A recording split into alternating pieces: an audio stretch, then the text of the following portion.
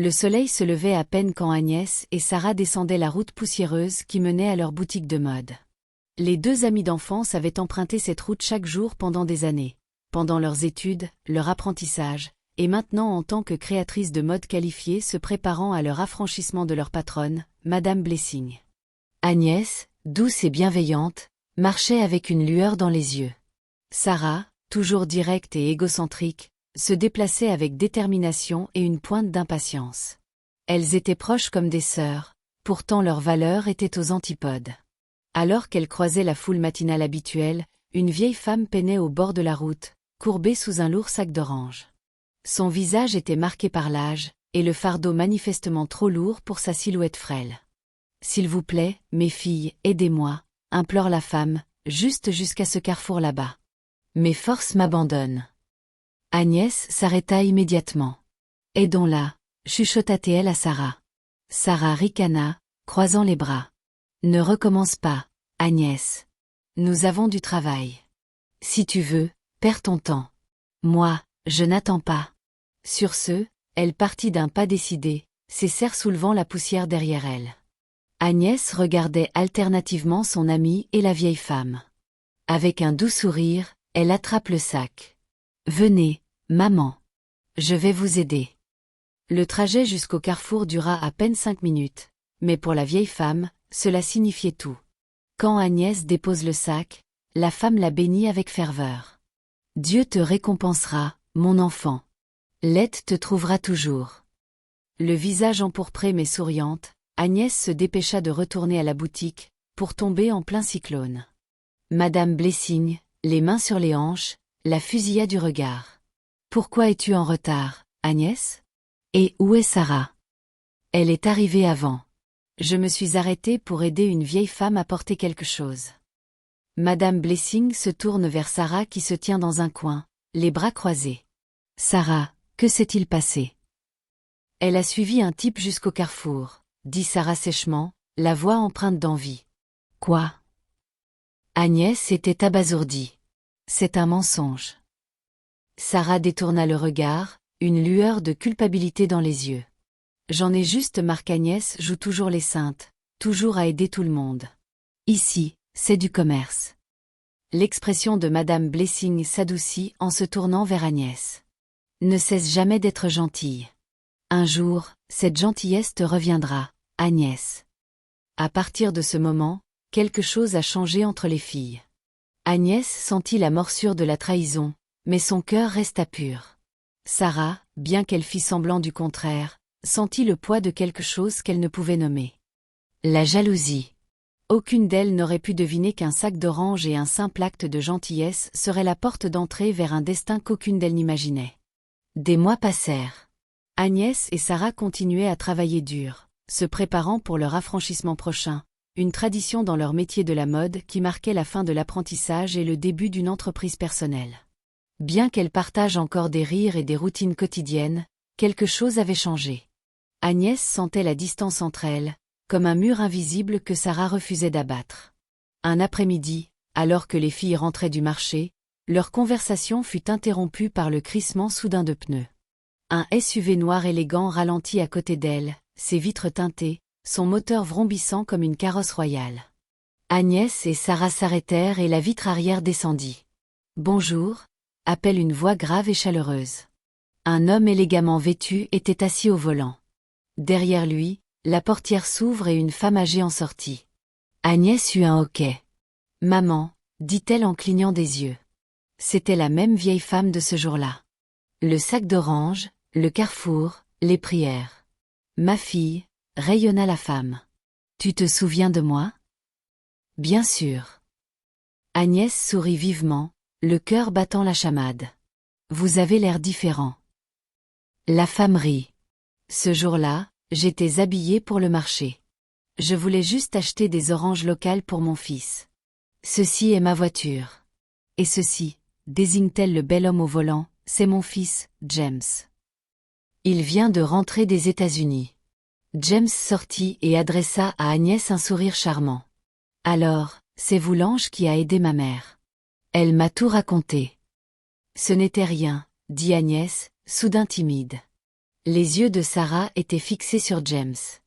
Elle ne pouvait détacher son regard. Son cœur battait à tout rompre, non pas d'admiration, mais d'ambition. C'était un homme avec de l'argent, de la classe, un avenir. Et il était canon. « C'est votre ami ?»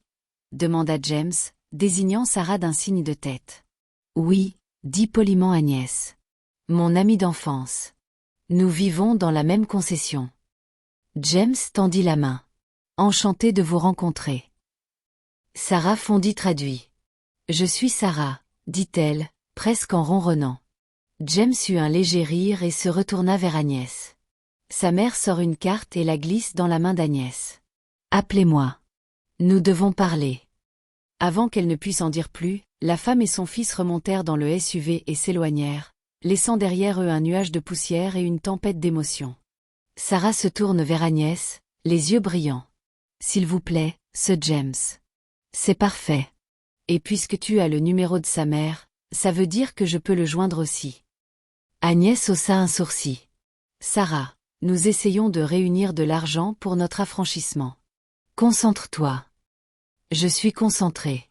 Concentrée sur mon futur mari, » marmonna Sarah, mi-sérieuse, mi-plaisantant. Mais dans le SUV, James parlait.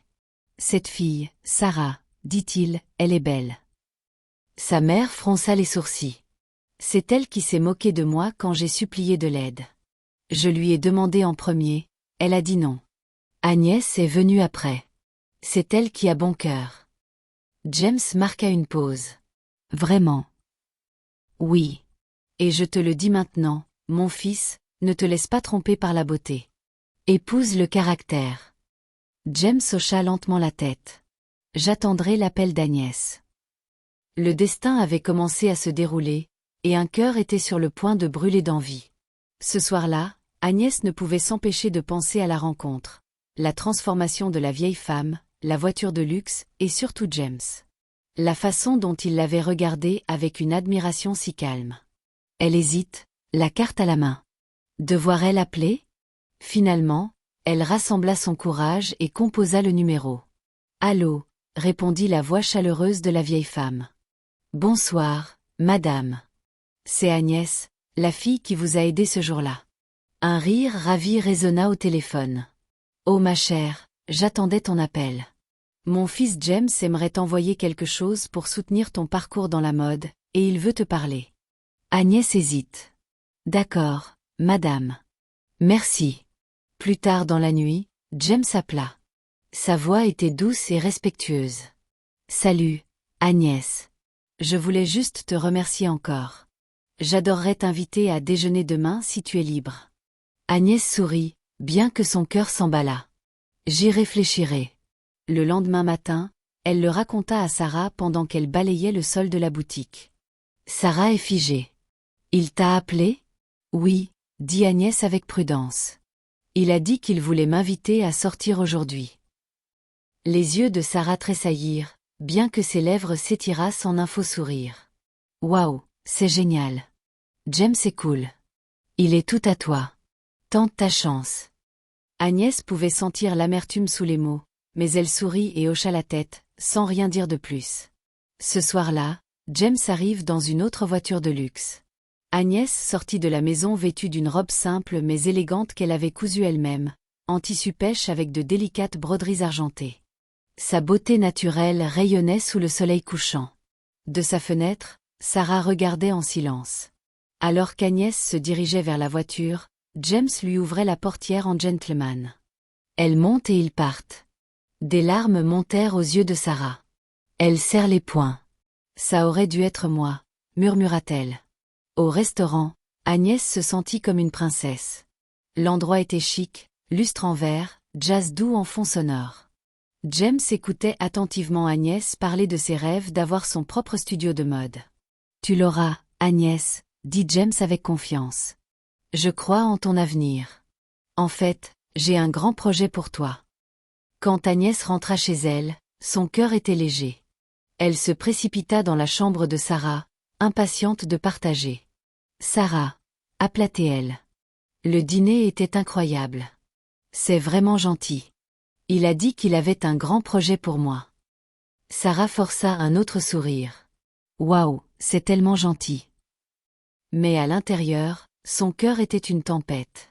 Quelques minutes plus tard, elle exigea nonchalamment. Laisse-moi emprunter ton téléphone un instant. Bien sûr, dit Agnès, le lui tendant sans méfiance. Sarah se rend aux toilettes avec le téléphone, copia discrètement le numéro de James, puis le rendit. Cette nuit-là, Sarah attendit qu'Agnès soit endormie. Puis elle a appelé James. Tu ne sais pas de qui tu tombes amoureux, dit-elle froidement. Agnès est une prostituée. Presque tous les hommes de ce quartier ont couché avec elle. James se figea à l'autre bout du fil. Quoi? Je suis son ami. Je te dis juste la vérité, a ajouté Sarah avant de raccrocher. Sarah se rassit dans l'obscurité, le cœur battant. Elle avait franchi une ligne, et les conséquences ne tarderaient pas. Le lendemain matin, Agnès fredonnait en préparant le petit déjeuner. Son cœur était plein. James avait promis de passer plus tard dans la journée. Peut-être, juste peut-être, que c'était le début de quelque chose de beau. Son téléphone sonna. C'était James. Bonjour, salua-t-elle, la voix joyeuse. Mais le ton de James était lourd. Agnès, pouvons-nous parler? J'ai besoin de te demander quelque chose d'important. Elle marque une pause. Bien sûr. Qu'est-ce qui ne va pas? Il soupira. Hier soir, j'ai reçu un appel. Quelqu'un a dit que tu n'es pas celle que tu parais être, que tu as été avec beaucoup d'hommes, que tu es une prostituée. Agnès laissa tomber la cuillère qu'elle tenait. Quoi? Ils ont dit, presque tous les hommes de ton quartier ont couché avec toi. Des larmes montèrent aux yeux d'Agnès. C'est un mensonge, James. Je n'ai jamais. Je jure que je n'ai jamais été avec personne. Je suis vierge. Silence. Puis James parle, la voix tremblante d'incrédulité. Tu es une? Oui, murmura Agnès. Pourquoi quelqu'un ressemble-t-il ça de moi? James s'assit sur son canapé, stupéfait. As-tu une idée de qui aurait pu appeler? Agnès réfléchit un instant. Puis ça la frappa. Sa poitrine est serrée. James, est-ce que la personne a dit qu'elle était mon amie? Oui, Elle ferme les yeux de douleur. C'était Sarah. Quoi? Oui, Sarah agit bizarrement depuis que nous t'avons rencontré. Elle a copié votre numéro sur mon téléphone. Je n'y ai pas beaucoup réfléchi, mais maintenant tout prend sens. James serra la mâchoire. Nous allons chez elle maintenant. Quelques minutes plus tard, James et Agnès se tenaient devant la porte de Sarah. Elle s'ouvrit avec surprise, encore en pagne. Agnès. James, que se passe-t-il? James s'avance. M'as-tu appelé hier soir pour mentir sur Agnès? Les yeux de Sarah furetaient. Moi? Non. Pourquoi? Tu m'as dit qu'elle était une prostituée? Que tous les hommes de ta rue avaient couché avec elle. Les lèvres de Sarah tremblaient. J'étais en colère. Je suis désolée. Les yeux d'Agnès brûlaient de larmes. Pourquoi, Sarah? Pourquoi m'as-tu fait ça? Sarah détourna le regard, honteuse. Parce que je l'aime bien aussi. Et tu obtiens toujours tout. Les gens t'aiment, te louent, et maintenant ça. Je voulais juste quelque chose pour moi. James se tourne vers Agnès. Tu avais raison. Ce n'est pas une amie. Agnès se tenait tranquillement, le cœur brisé. Non pas par James, mais par Sarah, la fille qui avait grandi à ses côtés, partagé nourriture, rire, rêve. Maintenant transformée en quelqu'un qu'elle reconnaissait à peine. Plus tard cette semaine-là, James vint avec sa mère rendre visite aux parents d'Agnès. Les présentations formelles furent faites et les plans de mariage mis en route. La cérémonie fut élégante. Invitation fortunée, robe fluide et joie pure. Sarah n'assiste pas. De sa fenêtre, elle regardait le convoi de voitures s'éloigner, emmenant Agnès à l'aéroport, vers une nouvelle vie à l'étranger avec James. Sa chambre était sombre, son cœur plus lourd que jamais. Des semaines passèrent. Un soir, Sarah était assise seule, parcourant Facebook. Elle a trouvé le profil d'Agnès, des photos d'elle rayonnantes dans sa nouvelle maison, riant aux côtés de James. Des larmes tombèrent sur l'écran de son téléphone. Elle a ouvert la boîte de messages et tapa. Agnès, je suis désolée pour tout. S'il vous plaît, aide-moi. Je souffre. Elle appuya sur envoyer. C'était maintenant au tour d'Agnès de décider. La brise du soir murmurait à travers la fenêtre alors qu'Agnès était assise sur le canapé de sa nouvelle maison au Texas. Les murs autour d'elle étaient blancs et sereins, décorés de ses croquis et de ses planches de mode. Son rêve commençait à prendre forme. James lui avait acheté des machines à coudre, des tissus du monde entier, et l'aidait à ouvrir son propre studio. Elle sourit à un dessin sur sa tablette. La vie apparaît à une bénédiction. Puis son téléphone vibra. Sarah. Agnès, je suis désolée pour tout. S'il vous plaît, aide-moi. Je souffre. Son sourire s'effaça. L'air est devenu immobile. Agnès fixe le message, le cœur battant. Après tous les mensonges, après la trahison, maintenant ça. Elle verrouille le téléphone et se leva, faisant les 100 pas. Elle pouvait encore entendre la voix de Sarah, se moquant de sa bonté, mentant à James, ruinant presque la seule relation pure qu'elle n'ait jamais connue. James entre dans la pièce tenant 2 tasses de chocolat chaud. Ça va? Elle hésite, puis lui tendit le téléphone. Il lut le message lentement, puis leva les yeux. Waouh, c'est audacieux. Elle a dit qu'elle souffre, murmura Agnès en croisant les bras. James ahoussa une source. Et je ne sais pas quoi faire, a répondu Agnès, les yeux embués. Elle était comme une sœur. Nous avons grandi ensemble, joué sous le même manguier, et puis elle a essayé de me détruire. James pose les tasses. Agnès, tu as tout à fait le droit de l'ignorer, mais je connais ton cœur, et ce cœur a aidé une vieille femme à porter des oranges. Ils restèrent silencieux un instant. Veux-tu lui répondre? Exigea-t-il doucement. Agnès se mordit la lèvre, puis hocha la tête. Elle prend son téléphone et tapa. Sarah, je n'ai pas oublié ce que tu as fait. Tu as essayé de me ruiner par jalousie. Tu as menti et ça m'a profondément blessée. Mais je ne porterai pas d'amertume. Dis-moi, comment veux-tu exactement que je t'aide? Elle appuya sur envoyer. De retour au Nigeria, Sarah était assise sur son matelas dans le minuscule studio qu'elle louait maintenant. Sa vie s'était effondrée depuis le départ d'Agnès. Leur patronne avait refusé de l'aider après que la vérité sur ses mensonges eût éclaté. Elle était fauchée, affamée et fatiguée de faire semblant. Quand la réponse d'Agnès arrive, Sarah fondit en larmes. Elle tapa rapidement. J'ai juste besoin d'un nouveau départ. Je suis douée en mode. J'ai appris ma leçon. S'il vous plaît, même si c'est peu, aide-moi avec une machine. Je te rembourserai. Agnès lut le message et se pencha en arrière. Elle sentit la douleur ancienne se mêler à la compassion. Les souvenirs de leur enfance ensemble affluèrent. Sarah n'avait pas toujours été cruelle. Quelqu'un a choisi l'avait changée. Cette nuit-là, Agnès pria, non seulement pour être guidée, mais pour la paix. Le lendemain matin, elle envoya à Sarah une note vocale. Je t'enverrai de l'argent pour acheter la machine, mais pas pour un remboursement. Considérez cela comme une grâce. Fais quelque chose de mieux de ta vie, Sarah. Ne laisse pas l'amertume te définir. Sarah laissa tomber le téléphone et pleura. On lui avait donné quelque chose qu'elle n'attendait jamais. La miséricorde. Sarah regardait son téléphone avec incrédulité. 2 millions de Naira reçus d'Agnès. Elle relut l'alerte de transaction encore et encore, comme si elle pouvait disparaître. Mais ce ne fut pas le cas. C'était réel. Agnès avait fait exactement ce qu'elle avait promis. Envoyer de l'argent pour l'aider à repartir de zéro.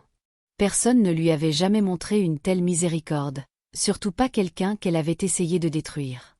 Un léger coup sur sa conscience résonna en elle. Le souvenir de ce jour revient en force. Son mensonge à James, son envie, ses mots froids, la satisfaction qu'elle ressentit en voyant Agnès pleurer. Et maintenant, la fille même qu'elle avait démolie l'avait reconstruite. Sarah pose son téléphone sur la table et s'assit par terre à côté, les larmes coulant librement. Ce n'était pas seulement de l'argent. C'était le pardon enveloppé de gentillesse. Elle n'attendit pas. Dès le lendemain matin, elle se rend au marché avec détermination. Elle négocia comme si sa vie en dépendait. Et d'une certaine manière, c'était le cas. Elle achète une machine à coudre neuve, 3 mètres de tissu aux couleurs vives, des aiguilles et du fil. Elle a trouvé même une table pliante bon marché pour lui servir d'espace de travail. Cette nuit-là, elle réaménagea son petit studio. Son matelas alla dans le coin, et le poste de couture prend la meilleure place. Elle brancha la machine, passa ses doigts sur son châssis et murmura « Merci, Agnès ». Les jours se transformèrent en semaines. Sarah a travaillé sans relâche. Elle commença par des retouches mineures dans le quartier, ourlant des pantalons, réparant des fermetures éclairs. Puis vinrent les commandes sur mesure. Sa créativité, autrefois enfouie sous l'orgueil et la jalousie, recommande à fleurir. Et cette fois, quelque chose avait changé. Elle ne cousait plus avec un cœur plein de compétition. Elle cousait avec humilité. Un jour, elle publie sur Facebook. Parfois, la personne que vous enviez est celle que Dieu a envoyée pour vous bénir. Agnès, tu m'as donné une seconde chance. Je te rendrai fièrement. Le message se propage comme une traînée de poudre. Les commentaires affluèrent, certains louant Agnès, d'autres applaudissant la transformation de Sarah. Pendant ce temps, au Texas, Agnès vit le message et sentit son cœur se gonfler. Elle ne commente pas. Elle n'aime même pas. Elle sourit simplement en silence et murmura « Dieu, merci ». James entra avec 2 tasses de café. Quelqu'un a choisi de bien. Agnès hocha la tête. Sarah change. Elle essaie vraiment. Il se pencha et lui embrassa le front. C'est ton esprit qui agit à travers elle. Agnès a dévoilé son ordinateur portable et continue à travailler sur sa prochaine collection de mode, son premier grand défilé aux États-Unis. Et pendant qu'elle cousait, elle pensait à la façon dont un petit acte, aider une vieille femme avec un sac d'oranges, l'avait conduite à une vie qu'elle n'avait jamais imaginée. De retour au Nigeria, Sarah terminait une robe magnifique pour l'anniversaire d'une cliente. En nouant le dernier point, elle murmura « Ce n'est pas seulement du fil et du tissu. C'est la grâce ». Les 2 filles ne marchaient plus sur le même chemin, mais pour la première fois depuis longtemps, elles marchaient toutes les 2 dans la bonne direction. Le lendemain, Sarah lui envoya un autre message, ne demandant rien, mais la remerciant encore et encore. Et cette fois, ses mots n'étaient pas teintés d'amertume ou de motifs cachés. « Je vais mieux maintenant », écrivit-elle. « J'ai payé le loyer de la boutique pour 6 mois. J'ai des clients réguliers. Et divin quoi ? J'ai commencé à former 2 jeunes filles du quartier. Je veux leur donner ce que Madame Blessing nous a donné. Je veux faire mieux. » Agnès a répondu avec un émoji souriant et une simple phrase « Tu le fais déjà ». Des mois plus tard, Agnès revient au Nigeria pour une grande exposition de mode. Elle était l'une des invitées d'honneur internationales et sa collection fut le clou du spectacle. Alors qu'elle montait sur scène pour prononcer son discours de clôture, elle aperçut une silhouette familiale se tenant discrètement à l'arrière, vêtue d'une élégante et magnifique robe de soirée. Quand l'événement se termine, Sarah s'approche lentement. Pendant une seconde, les 2 femmes se regardèrent simplement. Puis, sans un mot, Sarah ouvre les bras et se laissa étreindre. Lumière, guérison, réel. « Je suis fière de toi », murmura Agnès. « Tu m'as donné une raison d'être fièrement », a répondu Sarah. Elles se séparèrent en souriant. 2 filles de la même rue, de la même poussière, des mêmes rêves. L'une choisit la gentillesse. L'autre la prit. Et à la fin, ce n'était pas qui avait gagné James ou qui était parti à l'étranger ou qui avait le plus de clients. C'était une question de rédemption, de pardon et du courage de recommencer. Si vous étiez à la place d'Agnès après tous les mensonges et la trahison, pardonnez-vous à Sarah et l'aideriez-vous, ou ignorez-vous son message et passez-vous à autre chose? Laissez votre réponse dans les commentaires. Nous voulons connaître votre avis. Merci d'avoir regardé. Veuillez aimer, partager et vous abonner.